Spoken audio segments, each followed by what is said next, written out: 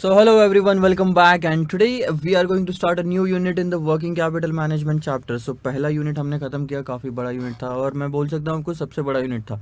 उसके बाद जो सबसे बड़ा यूनिट है वो है second unit treasury and cash management.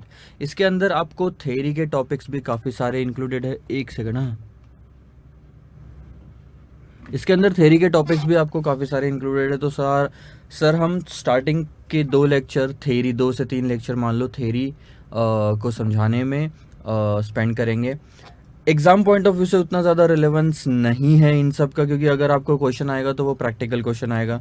सो या तो एक बार आप खुद पढ़ लो और मैं आपको साथ साथ में पढ़ा ही रहा हूँ, तो आपको थोड़ी बहुत चीज़ें उसमें से समझ में भी आ जाएगी. बट मैं वही चीज़ बोल रहा हूँ, आपको कॉन्सेप्चुअल क्लैरिटी के लिए ज़्यादा इंपॉर्टेंट है, एग्ज़ाम पॉइंट ऑफ व्यू से उतना इंपॉर्टेंट नहीं है. तो आइए सर चलते हैं सेकंड टॉपिक पे, ट्रेजरी एंड कैश मैनेजमेंट. ये हमारा चालू होता है पेज नंबर 52 से. So this is explain the meaning of term treasury management. हो सकता है कि अगर मैंने बीच में क्वेश्चन ऐड किया हो तो आपके पेज नंबर मैच नहीं करेंगे उसके हिसाब से. So this is the unit 2 treasury and cash management. मैं आपको यूनिट का एक बैकग्राउंड दे देता हूँ. बहुत ही सिंपल सी बात है. अभी तक हम जो देखते आ रहे थे वो था वर्किंग कैपिटल मैनेजमेंट. तो एक कंपनी को वर्किंग कैपिटल के सारे आइटम्स को मैनेज करना है, ये हमने देखा. सो वर्किंग कैपिटल के अंदर में करंट असेट और करंट लाइबिलिटी आते हैं, पहले 2 हिस्से. अब करंट असेट्स के अंदर में भी 3-4 चीज़ें आती है और मेन है इन्वेंट्री, डेटर्स और कैश एंड बैंक बैलेंस. अब वो जो कैश एंड बैंक बैलेंस है मैं उसकी बात कर रहा हूँ स्पेसिफिकली. हम अब एक एक चीज़ों की बात करेंगे. आने वाले टॉपिक्स हम इन्वेंट्री पे भी एक चैप्टर देखेंगे, यानी कि यूनिट एक हम पेमेंट्स क्रेडिटर्स पे भी देखेंगे, हम डेटर्स पे भी देखेंगे. सो अभी बात करते हैं सर कैश, ट्रेजरी और कैश मैनेजमेंट का. सबसे पहली चीज़ तो सर ट्रेजरी मैनेजमेंट होता क्या है, ये पहला क्वेश्चन है आपके सामने यहाँ पे.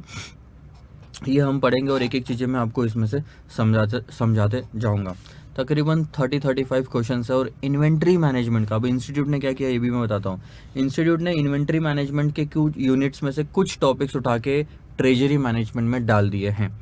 तो हम उस चीज़ को भी प्रॉपरली देखेंगे कि हाँ ठीक है, आप अगर इंस्टीट्यूट का मटेरियल देखते हो तो हो सकता है कि ट्रेजरी मैनेजमेंट हमारे वाले में जो टॉपिक है वो आपको आगे मिले जो इंस्टीट्यूट में था. मतलब इंस्टीट्यूट में कुछ टॉपिक्स है जो ट्रेजरी मैनेजमेंट में यहाँ पे नहीं मिलेंगे, क्योंकि वो हमने शिफ्ट कर दिए इन्वेंट्री मैनेजमेंट पे. सो ध्यान देंगे सर. सबसे पहले शुरू करते हैं ट्रेजरी एंड कैश मैनेजमेंट. और पूरे के पूरे यूनिट में एक चीज़ पे फोकस रखना कि कैश का आना और कैश का जाना ये सब हमको मैनेज करना है. हमको ये सब चीज़ें क्यों मैनेज करनी है, क्योंकि कैश फ्री में नहीं आती सर. जो आपके जेब में कैश पड़ी रहेगी वो फ्री में नहीं आती, वो कहीं से लोन ली हुई होगी, उस पर इंटरेस्ट देना पड़ रहा है. इक्विटी है तो डिविडेंड देना पड़ रहा है, लोन है तो इंटरेस्ट देना पड़ रहा है, प्रेफरेंस शेयर है तो प्रेफरेंस डिविडेंड देना पड़ रहा है. तो खर्चा उठा रहे हैं हम. एक तो ये हो गया कि अगर कहीं से पैसा लाया है तो प्रॉपरली यूटिलाइज करो.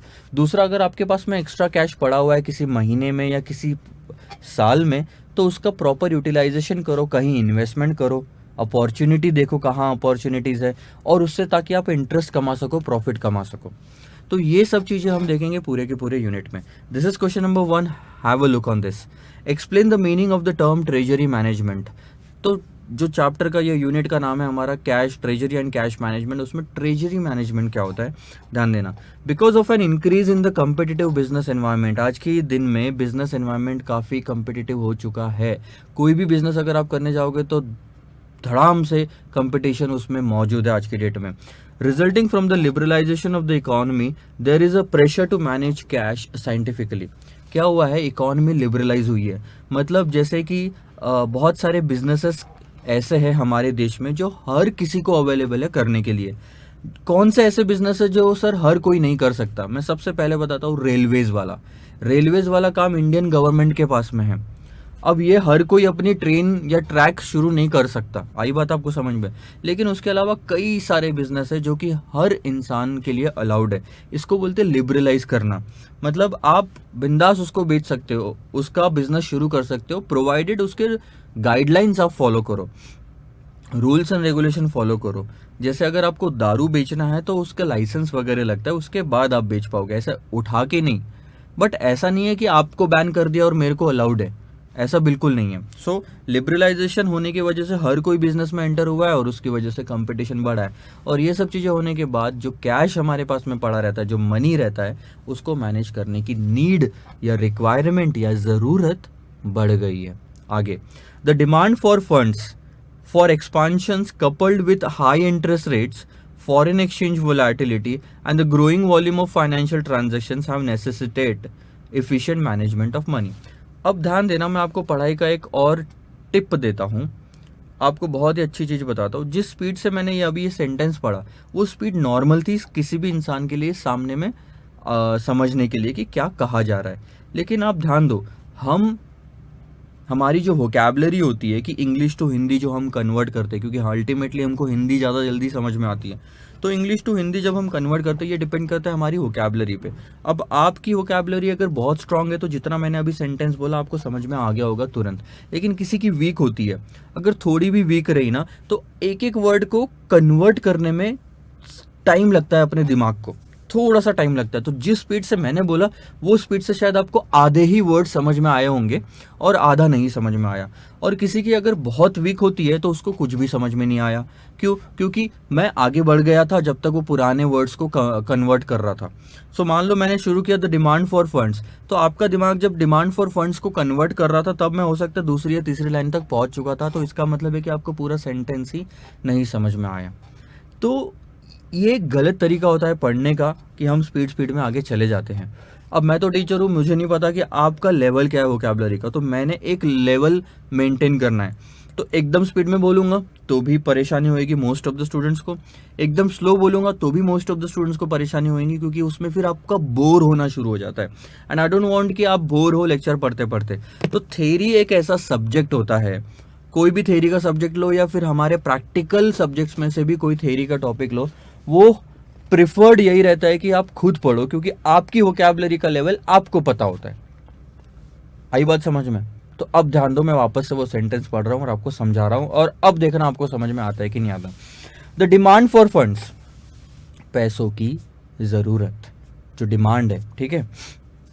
फॉर एक्सपांशंस, यानी हम अगर कहीं और बिजनेस सेटअप करना चाहते हैं. मैं वीडियो लेक्चर्स में कॉन्फ्रेंसर.in चलाता हूँ और मुझे अगर कोई बुक की दुकान या चाय की दुकान भी खोलनी है तो उसके लिए मेरे को पैसे इन्वेस्ट करने पड़ेंगे.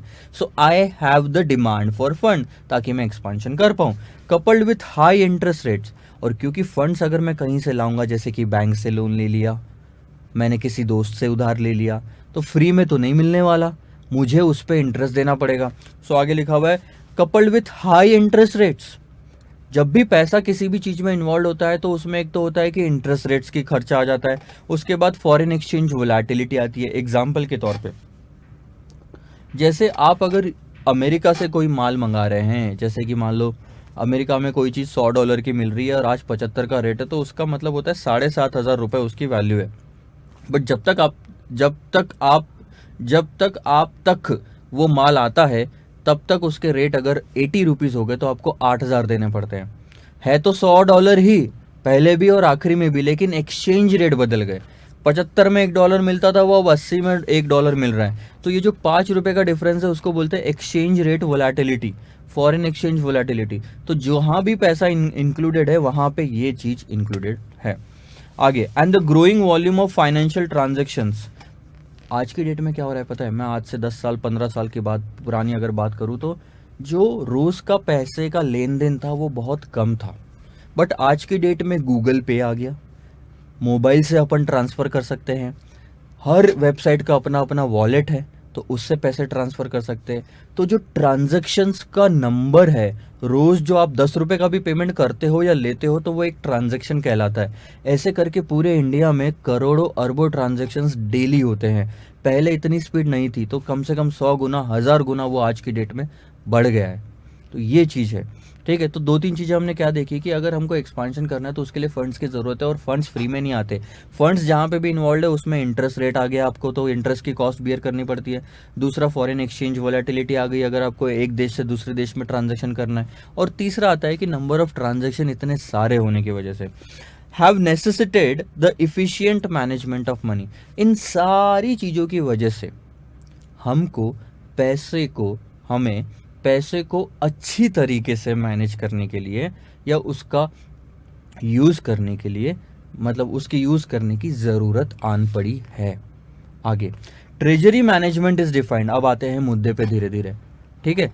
Treasury management is defined as the corporate handling of the financial matters the generation of external and internal funds for the business. ध्यान देना, सबसे पहले corporate handling of the financial matter, यानी कि जहां पे भी पैसों का लेन देन है वहां पे ट्रेजरी मैनेजमेंट इंक्लूड हो जाएगा। मतलब ट्रेजरी मैनेज करना यानी कंपनी के पैसों को मैनेज करना। It's not the just the cash management, it's like cash management किसको बोलते हैं कि अगर आपके पास में नोट रखी है 100 रुपए की तो उसको मैनेज करना। लेकिन मैं बोलता हूं कि मेरी कंपनी को 100 करोड़ रुपए लोन लेना है, अभी तक कैश आई क्या? नहीं आई, ये सिर्फ जरूरत है। दोनों में डिफरेंस देखो क्या है, ट्रेजरी मैनेजमेंट और कैश मैनेजमेंट में डिफरेंस क्या है? ट्रेजरी मैनेजमेंट और कैश मैनेजमेंट में डिफरेंस क्या है? एक सेकंड होल्ड करना। हाँ, कैश मैनेजमेंट मतलब एक्चुअल में कैश अगर है तो उसको कैसे मैनेज करना, लेना है या देना है। लेकिन आपके पास में पैसा नहीं है सर, अभी आपके पास में पैसा नहीं है, आपको जरूरत है आने वाले टाइम में पैसों की, तो ये चीज ट्रेजरी मैनेजमेंट में आएगी। ये it's not just the cash management. So ध्यान देना आगे, the corporate handling of all the financial matter, the generation of external and internal funds of the business. External fund of the business क्या होता है? जब बिजनेस के बाहर से, कंपनी के बाहर से पैसा लाया जाता है या दिया जाता है। एग्जाम्पल के तौर पे बैंक से लोन लेना, बाहर से पैसा लाना होता है। डिविडेंड बांटना, बाहर पैसा बांटना होता है। इंटरेस्ट देना, बाहर पैसा बांटना होता है। ठीक है, किसी को पेमेंट करना, ये बाहर पैसा बांटना होता है। इंटरनल फंड्स क्या होते हैं? इंटरनल फंड्स मतलब कंपनी ने जो पिछले साल कमाया था वो कमाई कंपनी के अंदर ही है, उसी पैसे को इस्तेमाल करना अपने ही खर्चों के लिए, that is internal funds. So external and internal funds of the business. दूसरा, द मैनेजमेंट ऑफ करेंसीज, जिसका बहुत बड़ा बिजनेस होता है ना, उसका यूरो में भी ट्रांजैक्शन होता है, पाउंड में भी ट्रांजैक्शन होता है, डॉलर्स में भी ट्रांजैक्शन होता है, रुपीज में भी ट्रांजैक्शन होता है। तो सिर्फ हमारा क्या है, हम दिन में सुबह उठते हैं, चाय पीने जाते हैं तो रुपीज में पेमेंट करते हैं, नाश्ता करने जाते हैं तो रुपीज में पेमेंट करते हैं, लंच करना, डिनर करना, डेट पे जाना, वैलेंटाइंस, जितने भी सारी चीज़ें आती है ये सब हम रुपीज में ट्रांजेक्शन करते हैं। बट जब कंपनी बड़ी होती जाती है, आपका बिजनेस बड़ा होता जाता है, तो आपके पास में ढेर सारी करेंसीज में ट्रांजेक्शन होते जाते हैं, और ऐसे टाइम पे जब करेंसीज बढ़ जाती है तो इनको मैनेज करना भी ट्रेजरी मैनेजमेंट के हिस्से में आता है। आगे, and cash flows, cash flows मतलब पैसे का लेन देन, and the complex strategies, policies and procedures of the corporate finance. So आप ध्यान दो, ट्रेजरी मैनेजमेंट की डेफिनेशन कितनी बड़ी है। सारे कैश से रिलेटेड है या नहीं है मैटर्स ट्रेजरी मैनेजमेंट में आते हैं। सो कोई स्ट्रैटेजी बनाई गई है, कोई पॉलिसी बनाई गई है, उसको सही करना है, ईजी करना है, करेंसीज हो गई, उसके बाद में आपके इंटरनल एक्सटर्नल फंड्स हो गए, सारे के सारे ट्रेजरी मैनेजमेंट में आते हैं। सो एक दो बार उसको और पढ़ना, आपको समझ में आएगा। सो फाइनली अगर मोटा मोटी कहा जाए तो treasury management mainly deals with दो चीज़ें, working capital management, working capital management जो हमने अभी देखा उसके अंदर में सारा आता है, डेटर्स, क्रेडिटर्स, इन्वेंट्रीज और सारा। उसके बाद में फाइनेंशियल रिस्क मैनेजमेंट, अब ये एक नया पार्ट है।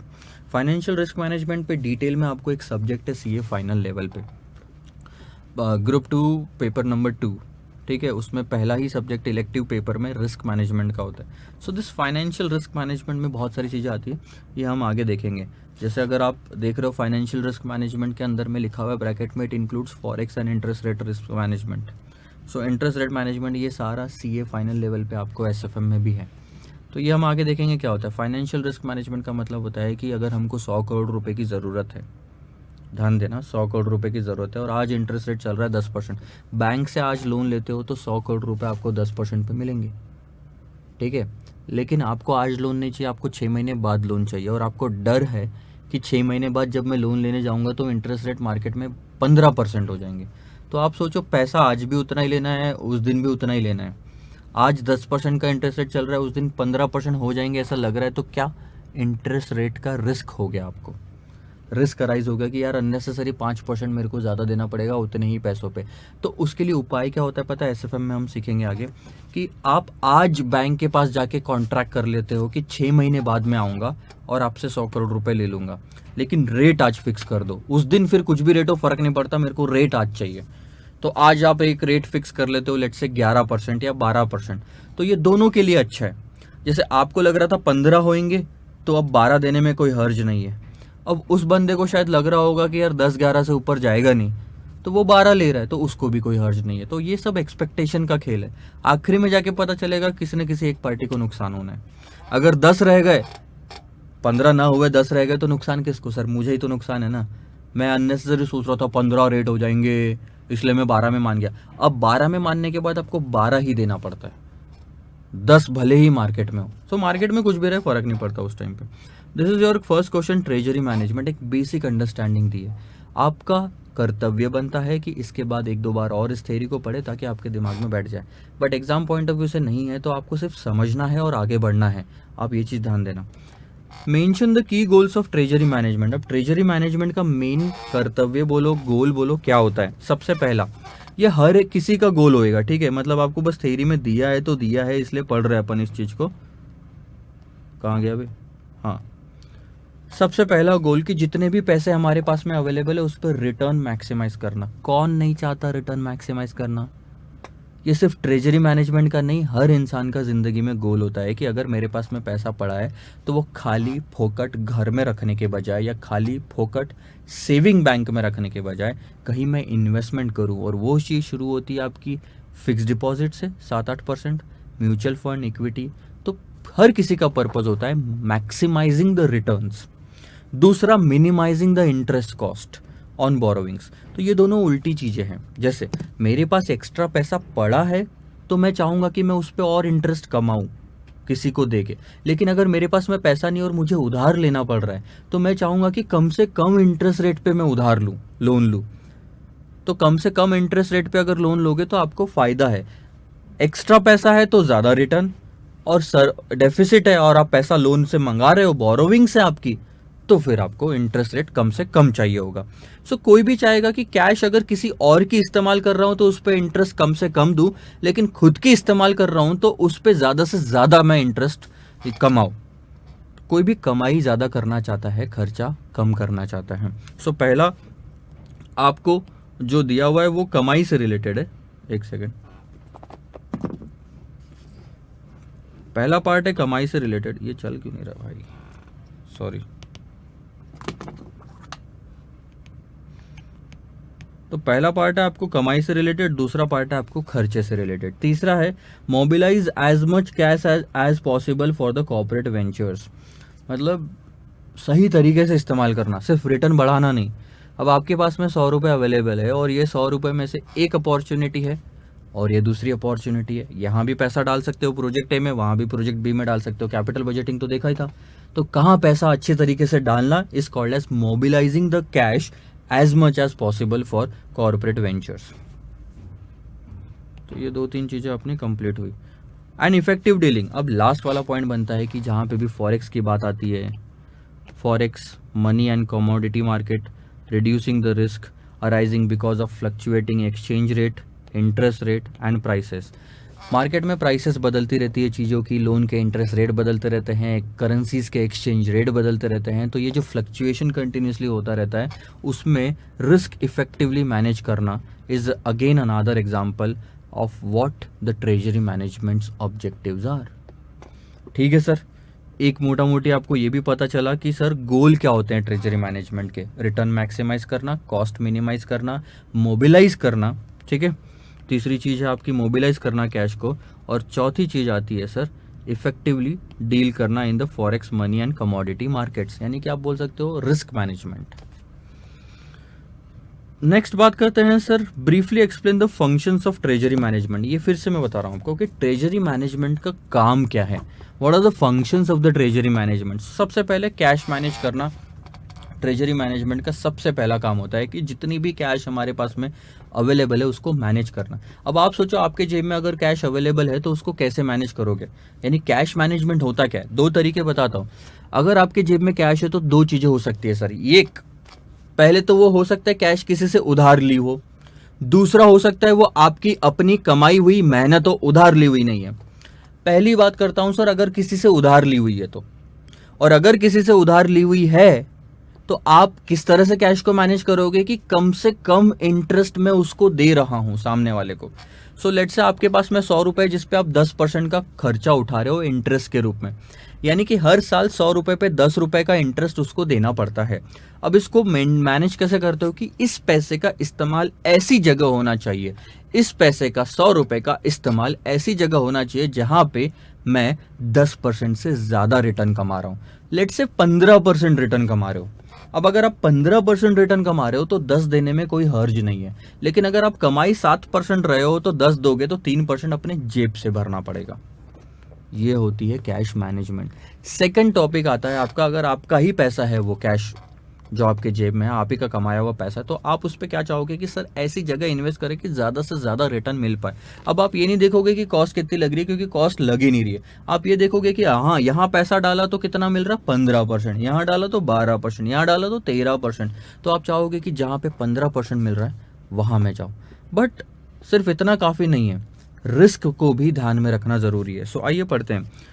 Cash management involves efficient cash collection process and managing payment of cash both inside and okay एक सेकंड।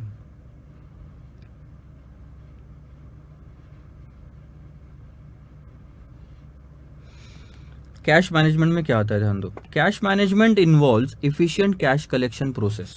जब डेटर्स को आप माल बेचते हो तो माल बेचने के बाद में उनसे पैसा जल्द से जल्द रिकवर करना is a part of cash management. So 30 दिन का टाइम दिया था, लेकिन 30 दिन तक पेमेंट नहीं आया तो आप अच्छी तरीके से कैश मैनेज नहीं कर रहे हो, ये होता है। And managing payment of cash also. So जब क्रेडिटर से आप माल खरीद के लाते हो तो 30 दिन का क्रेडिट मिलता है, तो कोशिश करो कि आप 29th डे या 30th डे तक उसको पेमेंट करो, पहले ना करो, क्योंकि पहले आप उस पैसे का इस्तेमाल कर सकते हो अपने फ़ायदे के लिए। Both inside the organization and to the third parties there may be complete centralization within a group treasury, और treasury may simply advise subsidiaries and divisions on policy matter. Treasury will also manage surplus funds in an investment. ये जो मैंने बोला था कि अगर आपके पास में एक्स्ट्रा पैसा पड़ा हुआ है तो सरप्लस फंड्स बोलते हैं उसको किस तरह से मैनेज करोगे, इन्वेस्टमेंट करके। फिर बात आती है सर, पहला फंक्शन है ट्रेजरी मैनेजमेंट का कैश, दूसरा फंक्शन है सर आपका करेंसी मैनेज करना। अब करेंसी आप किस तरह से मैनेज करते हो, ध्यान दो। द ट्रेजरी मैनेजमेंट मैनेजेस, अगर मैं आपको बताऊं तो बहुत ही सिंपल है। पहली चीज़ एक होता है कि आपको अगर आज से 6 महीने बाद $1 लाख किसी को देने हैं। क्यों देने हैं? अरे आपने आज यूएस में अमेरिका से कोई कंपनी है, वहाँ से कुछ खरीद के लाए हो, $1 लाख का आइटम है, 3 महीने बाद पेमेंट करना है। अब आपने आज अगर खरीद के लाया, 3 महीने बाद पेमेंट करना है, तो आज $1 का रेट है 75 रुपये। आपको लग रहा है कि 3 महीने बाद जब मैं पेमेंट करने जाऊंगा तो 80 रुपये हो जाएगा। यानी आज $1 लाख की जो वो मशीन आई है वो 75 लाख की पड़ती है मेरे को, 75 के रेट से आज अगर पेमेंट कर दूँ तो। लेकिन 3 महीने बाद जब मैं पेमेंट करने जाऊंगा तो मुझे लग रहा है यार 80 रुपये हो जाएंगे, और 80 रुपये हो जाने की वजह से 80 × 1 लाख यानी कि 80 लाख रुपये मुझे पे करने पड़ेंगे। 5 लाख रुपये का अननेसेसरी नुकसान आपको झेलना पड़ेगा। इसीलिए इसी चीज़ को कम से कम, ये जो नुकसान 5 लाख का है, इस नुकसान को कम करने के लिए करेंसी मैनेज की जाती है। इसके लिए एक कॉन्ट्रैक्ट होता है जो हम सीए फाइनल एसएफएम पे फिर से देखेंगे, जो है नाम है उसका फॉरवर्ड कॉन्ट्रैक्ट। अब फॉरवर्ड कॉन्ट्रैक्ट में आप आज ही रेट फिक्स कर लेते हो कि 3 महीने बाद कितने रुपए में डॉलर्स खरीदोगे। सो 80 रुपये आपको लग रहा है ना, तो अगर सामने वाला आपको 77 या 76 भी ऑफर कर रहा है तो आप एक्सेप्ट कर लोगे, भले ही 1-2 लाख रुपए ज़्यादा जा रहा है, लेकिन 5 लाख तो ज़्यादा नहीं जा रहा, ये सोच के। सो उसको बोलते हैं फॉरवर्ड कॉन्ट्रैक्ट। और ये जो पूरी प्रोसेस आपने की है ना, कि कॉन्ट्रैक्ट आज कर लिया, रेट आज फिक्स कर लिया, लेकिन पेमेंट 3 महीने बाद होगा, इसको कहते हैं करेंसी मैनेज करना। इसके अलावा भी बहुत सारी चीज़ें होती है, जैसे अगर मेरी कंपनी कोई और सब्सिडरी दूसरे देश में पड़ी है, उसके पास में भी एक्स्ट्रा डॉलर्स पड़े हुए हैं, मेरे पास में भी एक्स्ट्रा रुपीस पड़े हुए हैं, एक दूसरे को अगर लेना देना है तो एंट्री मार के ही लेना देना ख़त्म कर दो। अगर मेरे को उस मेरी ही सब्सिडरी से पैसा लेना है और उसको देना है, तो ये कुछ ऐसे ट्रांजैक्शन करो कि कैश के ट्रांजैक्शन, नंबर ऑफ ट्रांजैक्शन कम से कम हो, ताकि खर्चा कम हो जाए। क्योंकि जितने ज़्यादा एक देश से दूसरे देश में पैसे भेजोगे उतने ज़्यादा ट्रांजैक्शन कॉस्ट भी लगती है और फॉरेन एक्सचेंज का रिस्क भी आता है। सो ध्यान देना, the treasury department manages the foreign currency risk exposure of the company. पहली चीज़ तो सिर्फ आपको ये बताती है कि भैया कंपनी के फॉरेन एक्सचेंज के रिस्क को या करेंसी के रिस्क को कौन मैनेज करता है, सर ट्रेजरी डिपार्टमेंट मैनेज करता है। ठीक है, एक सेकंड ना।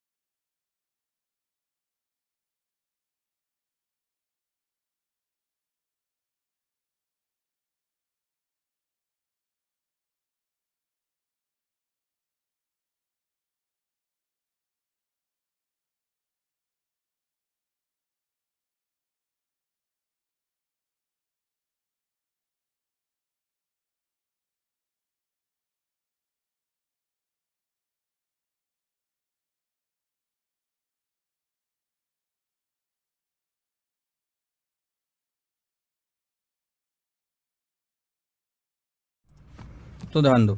दूसरा, in a large multinational company, अगर कोई कंपनी बहुत बड़ी है तो the first step will usually be to set off intra group indebtedness.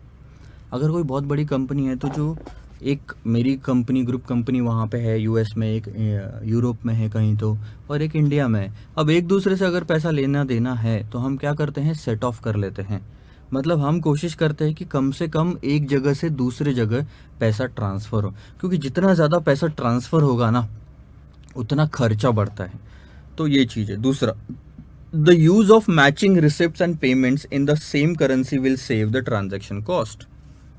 यही चीज़, सेम करेंसी में आपको अगर फाइनली आप क्या करते हो, पहले तो एक दूसरे से कम पैसा ट्रांसफ़र करने की बात करते हो, अब फाइनली कुछ ऐसा बचता ही है कि भैया अब यहाँ से यहाँ ट्रांसफ़र करना ही है। तो सोचो, अमेरिका में जो कंपनी है वो मुझे डॉलर्स दे रही है, मैं यूरोप वाली कंपनी को यूरोज़ दे रहा हूँ, और यूरोप वाली कंपनी जो है अमेरिका वाली कंपनी को डॉलर्स दे रहा है। तो ये कितना करेंसीज़ में चेंजेस आ रहे हैं, ठीक है। तो इस तरह से अब इसमें ना ट्रांजैक्शन कॉस्ट बढ़ जाती है, क्योंकि एक कंट्री से दूसरे कंट्री में जब दूसरी करेंसी जाती है ना तो उस पर एक्सचेंज रेट लगता है। तो मेरी कंट्री में जब डॉलर्स आया, ध्यान देना मैं धीरे से बोल रहा हूँ, डॉलर्स मेरी कंट्री में आया तो उस डॉलर्स को मेरे को बैंक से कन्वर्ट कराने पड़ेंगे और उसके लगते हैं चार्जेस। आई बात आपको समझ में? तो यहाँ एक फ़ायदेमंद चीज़ हो सकती है कि आप एक काम करो, जितने भी कंपनी इंट्रा ग्रुप कंपनीज़ है, एक यूएस में बैठी, एक अमेरिका में, एक जापान में, इन सब के लेने देने को एक ही करेंसी में कन्वर्ट कर लो, कोई भी, या तो डॉलर या तो रुपीस, और अब ये वाला ट्रांजैक्शन आप सेट ऑफ करो या एक दूसरे को ट्रांसफ़र करो। तो इससे क्या होगा ना, ट्रांजैक्शन कॉस्ट आपकी बच जाएगी। देखो मैं आपको बता रहा हूँ, ये वाला पार्ट सीए फाइनल एसएफएम पे कवर्ड है। अभी सिर्फ आपको थ्योरी में एक आध लाइन दी हुई है, इसका पूरा कैलकुलेशंस भी है वहाँ पे। Treasury might advise on the currency to be used when involving overseas sales. जब भी आप किसी फॉरेन कंपनी में, फॉरेन कंट्री में किसी भी कस्टमर को माल बेचोगे तो ट्रेजरी डिपार्टमेंट आपकी मदद करता है ये बताने में कि आपने इस बंदे को कौन सी करेंसी में बेचना है, क्या रुपीज़ में बेचना है या डॉलर में बेचना है। जो भी फ़ायदेमंद होगा उस समय निकाला जाएगा और फिर इन्वॉइसिंग के लिए सजेशन मिलेगा। इसके बाद आता है, if risk are to be minimised then the forward contracts can be used either to buy और सेल फॉरवर्ड, करेंसी फॉरवर्ड। मैंने आपको स्टार्टिंग में बताया था कि जब मुझे $1,00,000 80 रुपये में लग रहा है कि देना पड़ेगा, इससे अच्छा मैं आज ही कॉन्ट्रैक्ट करके रेट फिक्स कर लूँगा, उसको कहते हैं फॉरवर्ड कॉन्ट्रैक्ट। ये चीज़ मैंने आपको बताई थी, ये उसी चीज़ को लेके है कि अगर रिस्क कम करना है, 75 आज डॉलर का रेट है, 80 हो सकता है, इतना पे नहीं करना, 72 में कॉन्ट्रैक्ट कर लो, आज फिक्स कर दो कि 72 लाख पे करोगे, सॉरी 75 था ना, तो 77 फिक्स कर लो। तो 2 लाख भले ही नुकसान हो रहा है, लेकिन 5 लाख के नुकसान से आप बच पा रहे हो, तो रिस्क आपने कम कर लिया, इसको ये बोलते हैं।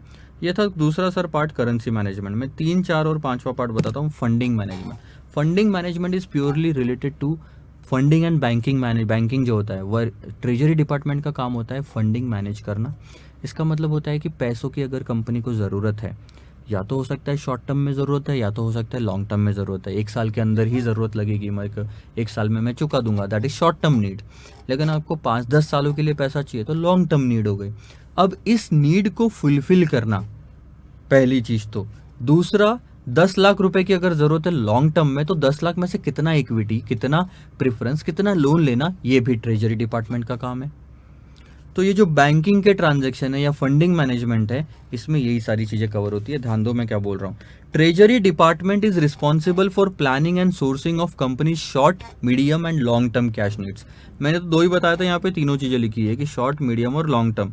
Treasury department will also participate in the decision of the capital structure. इसका मतलब इक्विटी से कितना लाना, डेट से कितना लाना, लोन से कितना लाना, प्रेफरेंस से कितना लाना, ये डिसाइड करना is covered under the capital structure. So treasury management decide करता है कि कहाँ से कितना लाना है। उसके बाद banking, treasury department carry out negotiations with the bankers and act as an initial point of contact with them. Generally bankers के लिए कंपनी का जो रिप्रेजेंटेटिव होता है वो होता है ट्रेजरी डिपार्टमेंट। अब कंपनी के ओनर्स तो बैंकों के पास में नहीं जाएंगे पैसा मांगने के लिए, कंपनी के ओनर्स को दूसरे भी बहुत सारे काम होते हैं।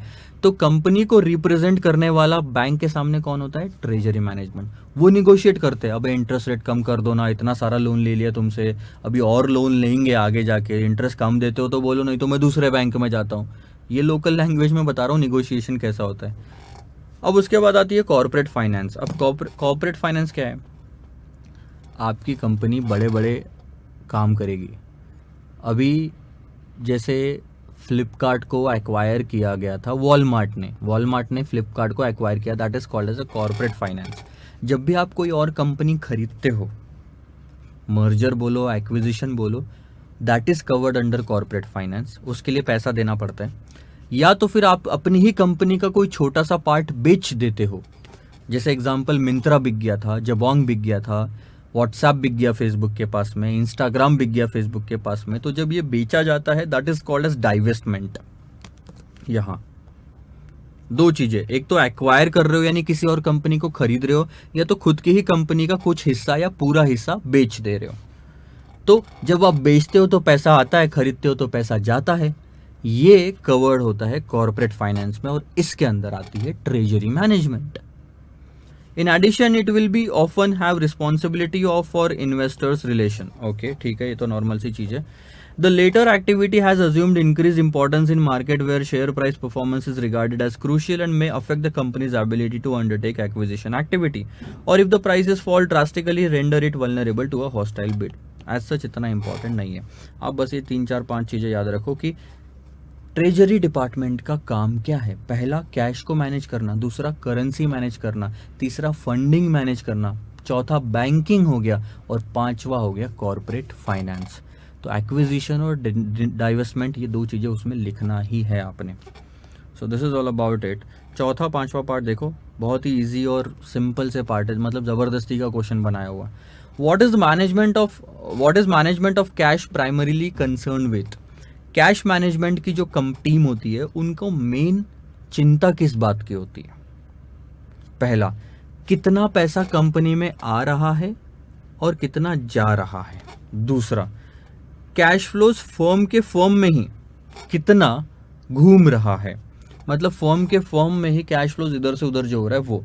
सो ये बाहर से ना आ रहा है, बाहर से ना जा रहा है, वो तो यहाँ कवर हो गया पहले पॉइंट में। ये दूसरा point, and cash balances held by the firm at any point of time by financing deficit और इन्वेस्टिंग सरप्लस कैश। पहले तो ये हो गया कि कंपनी से कितना पैसा आ रहा है और कितना जा रहा है। दूसरा, कंपनी में ही कितना पैसा ट्रांसफर हो रहा है। तीसरा, हमारे पास में क्या एक्स्ट्रा पैसा पड़ा हुआ है या फिर हमको ज़रूरत है। तो वहाँ पे भी चिंता की बात आती है कैश मैनेजमेंट की टीम को। आगे देखो, उसी से रिलेटेड है। What are the main objectives of cash management for a business. किसी भी बिजनेस के लिए कैश मैनेजमेंट के मेन ऑब्जेक्टिव क्या होते हैं? पहला, किसी भी कंपनी में अगर मैं कैश मैनेज कर रहा हूँ, मेरा कैश मैनेजमेंट का डिपार्टमेंट है, तो मैं सबसे पहले क्या चाहूँगा कि कंपनी को कभी भी कैश की कमी महसूस ना हो, पहला। दूसरा, अगर कंपनी के पास में बहुत सारा कैश पड़ा हुआ है तो उसको मैं अच्छी जगह इन्वेस्ट करके कंपनी को ज़्यादा से ज़्यादा रिटर्न दिलवा पाऊँ। आई बात समझ में? सो पहला, providing adequate cash to each of its unit. हर यूनिट को प्रॉपर कैश मिलनी चाहिए। No funds are blocked in idle cash. Extra पैसा फोकट में पड़ा हुआ नहीं रहना चाहिए गले में या बैंक में। आप उसको इन्वेस्ट करो ताकि ज़्यादा कमाई कमा सको, मतलब ज़्यादा कमाई हो सके। And the surplus cash should be invested in order to maximise the return. तो ये सब चीज़ें था main objectives of cash management. छठवां टॉपिक। अब छठवां टॉपिक बहुत ही आसान, ध्यान देना क्या है। In determining the amount of cash और लिक्विडिटी। जब आपको ये पता लगाना होता है कि कंपनी को कितने कैश की ज़रूरत है या कितनी लिक्विडिटी की ज़रूरत है, 2 लाख रुपए, 5 लाख रुपए, 10 लाख रुपए, ये अमाउंट पता लगाने के समय mention the basic consideration as outline by lord Keynes. अब केन्स पे थेरी है, केन्सियन थेरी, इकोनॉमिक्स में आप पढ़ोगे। सो इन्हीं के द्वारा कुछ चीज़ें बताई गई है कि ये चीज़ें आपको ध्यान में रखनी पड़ती है जब आप ये डिसाइड करते हो कि कंपनी को कैश की कितनी ज़रूरत है या लिक्विडिटी की कितनी ज़रूरत है। या तो दूसरा क्वेश्चन आप अगर घुमा फिरा के पूछो तो, एक सेकंड ना।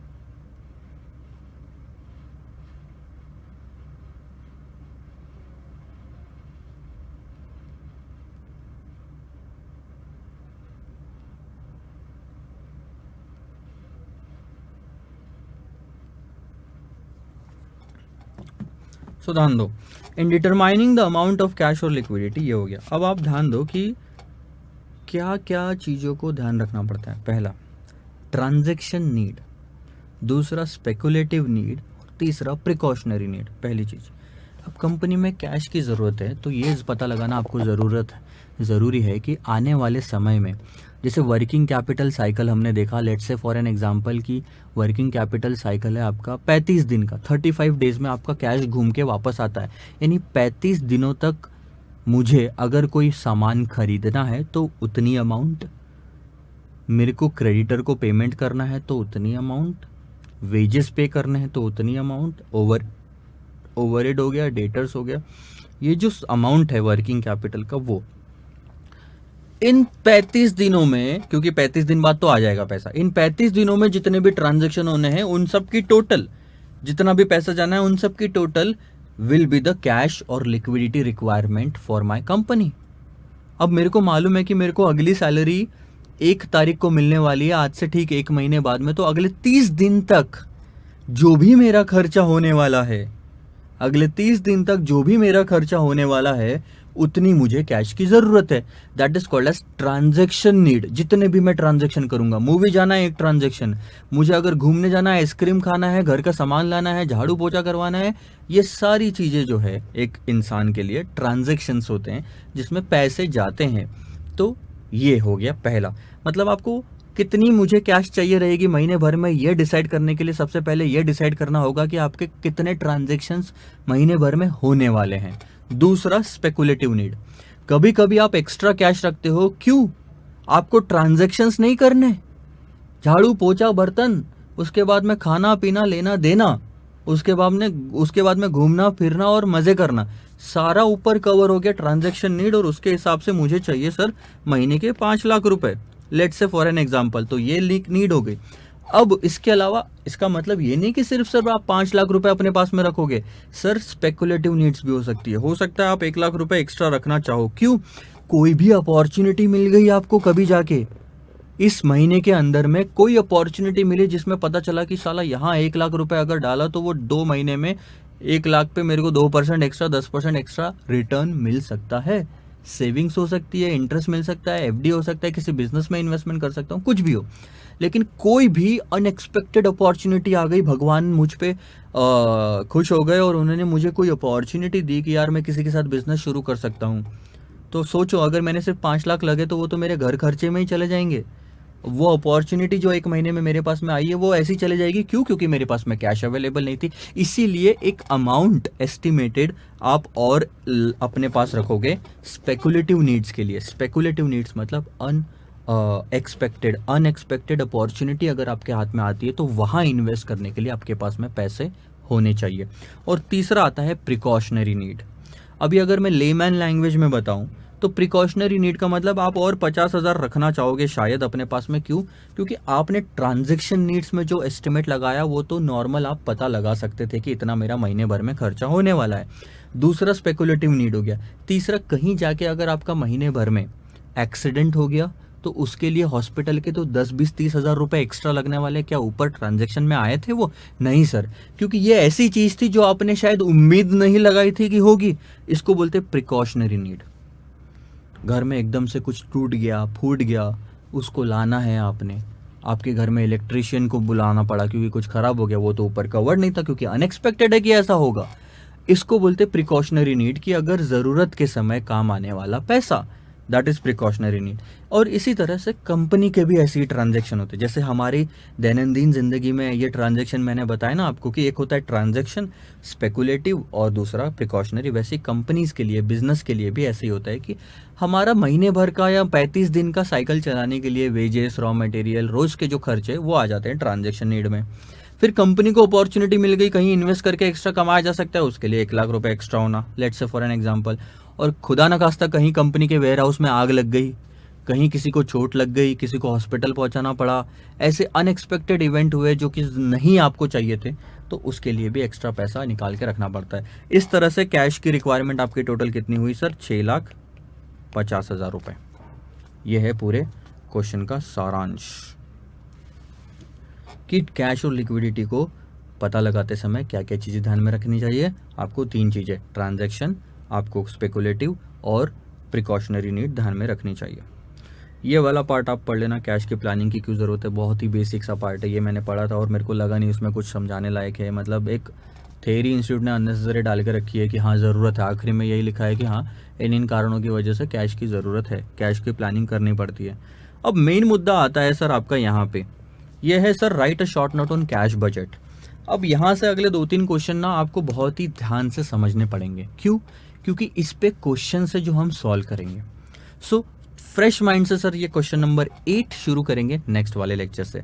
फिलहाल के लिए सिर्फ इतना ही। आई होप आपको ट्रेजरी और कैश मैनेजमेंट में कुछ तो बेसिक चीज़ें समझ में आई होगी। 1-2 बार जब आप और ये थ्योरी पढ़ोगे तो आपके दिमाग में ये चीज़ें बैठ जाएगी। All the best and bye bye.